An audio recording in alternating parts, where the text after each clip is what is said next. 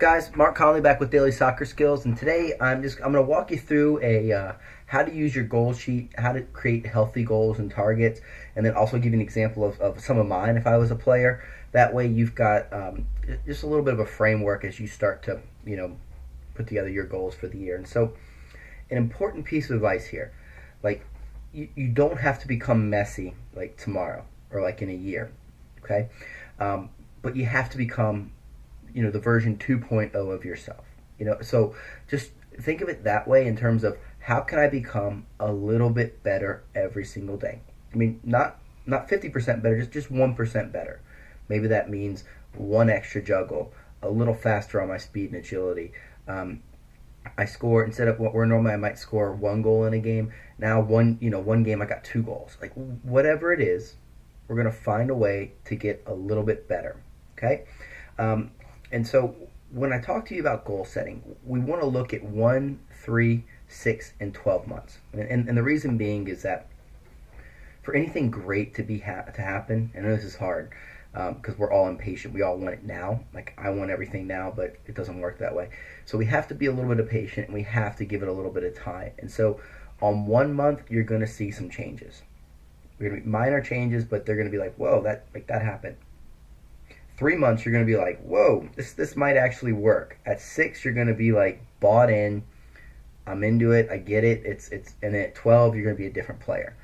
What does a different player mean? That means maybe it's making the varsity team. Maybe it's making a team that, if you're on a C team, making a B or an A team. It's that you've undergone that compounding effect, and now you're starting to get the rewards for it. It takes sacrifice. It takes time.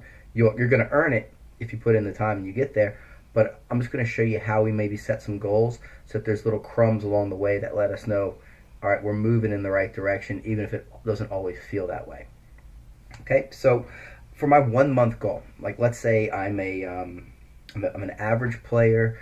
I really like soccer, but I'm 10 years old, 12 years old, and sometimes I score like one goal every couple of months, but I'm not the best player on the team. That's okay. So for 1 month, what I would say was I want to score, in the next 1 month, I want to score one goal in a game. Okay? I want to improve my first touch and my skills and my juggling by 20%. So let's say I can juggle, so if I can only juggle to 10, that means I've got to get to 12. Right? So that's a really easy kind of target to make. If it's 100, I've got to get to 120. Whatever it is, I'm just giving you some examples on how we're going to do it. And then on the other third goal I would set, and I only set 3, and I'll tell you why in a minute, is that I'm going to train 6 days a week, and I'm going to build out some super workouts. Okay? So I only say, if we list 50 things, dude, you're just that's just too much, right?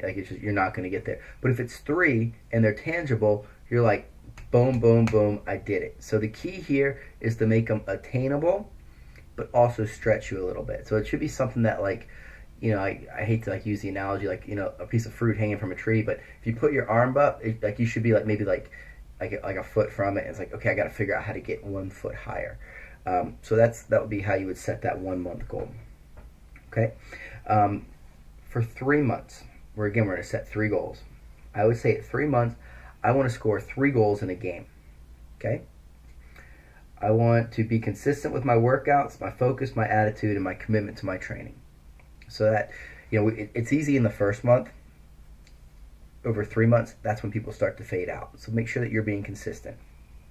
Okay? And then also the third thing I would be is consistently working on right and left foot ability. We talked about how you can become twice as good of a soccer player by using your right and your left foot. We want to make sure that we're staying consistent on that training. Okay? So that's how 3 months would look. At 6 months, I would want to be a starter and play full games. Be doing full workouts with equal ability on both right and left foot, and then performing daily trainings, and then start to implement some testing on myself. So how I would phrase that if it was me, I would say, okay, I'm going to start giving myself a little benchmark test. And so maybe it's going through the 15-day video training program and saying, I'm going to do all these workouts, and I'm going to test how long or how quick, how many touches I can get in each one. That would be a great example. So that's an easy metric. You can count the touches, 1 month, 3 month, 6 months, and so you can start to see your touches becoming sharper, quicker, and you improving. Same with your speed and agility. So some sort of a testing period, like now that you're out of the learning curve, now you've got to start thinking on higher levels. Like how do you go from being, okay, I'm a decent player now, how do I get to that next level and really level up? Okay? For 12 months, my goal would be to make a higher level team, be MVP or top player on my current team. So you don't always, the most valuable player, the coach's player, whatever, isn't always the best player, but you want, like, players know, right? Like you want to make sure that you're kind of like in that top one or two. And then also the final thing is just being proficient with both feet, scoring goals, assisting. Just like you shouldn't think of it as your right and your left foot anymore. It should just be your feet. Okay, so that would be what a year would look like. And so it's easy to map all this out and kind of let it go away. I've got 2 strategies to help you actually get there. The first is, this is something that your parents can do to help you, and they can help you really become accountable for your time and for what you want to set out to do. Because there might be some days where, like, oh, dude, it's raining outside and I'm tired and I got all this homework. I'd rather just play iPad right now, like, FIFA games. And your dad's going to say to you, or your mom's going to say to you, all right, but we said we were trying to get here. So why don't you do that in 20 minutes, but right now go do your workouts. You'll thank them, and you won't thank them at the moment, but you'll thank them when you actually get the prize. So one thing you can work with them to do is set up little goals for you. So maybe after 1 month, you hit all your workouts. You get to take one of your best friends to a movie with you. 3 months, maybe you get to go to like a trampoline park or something, something crazy like that. Like my daughter loves trampoline park. 6 months, maybe you get a brand new pair of soccer boots that you've been working really hard for. That'd be kind of cool. And then maybe 12 months would be like, maybe you get to go to like an MLS game or something, something like that. So it starts off kind of small and actually works into something that you're like, whoa, like, man, I've earned this. And what that's going to do is that's actually going to give you a sense of accomplishment of, I'm arriving. I'm working hard. I'm getting a reward, and I'm moving forward. All right. So small steps at a time. Utilize these goal sheets to help you get there. And if you guys have any questions, happy to help you out. One final little bonus point. I know it's getting a little bit long here. I actually take it a step further.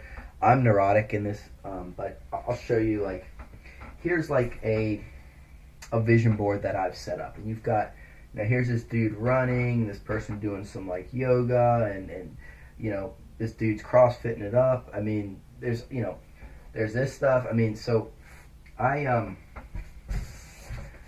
a little bit different. I'm a little bit of a visual learner, and so when I put things to paper and I tell myself I'm going to do something, that activates something in my mind. But when I actually see the pictures up, it's like, whoa, like that's how I'm going to feel when I get there.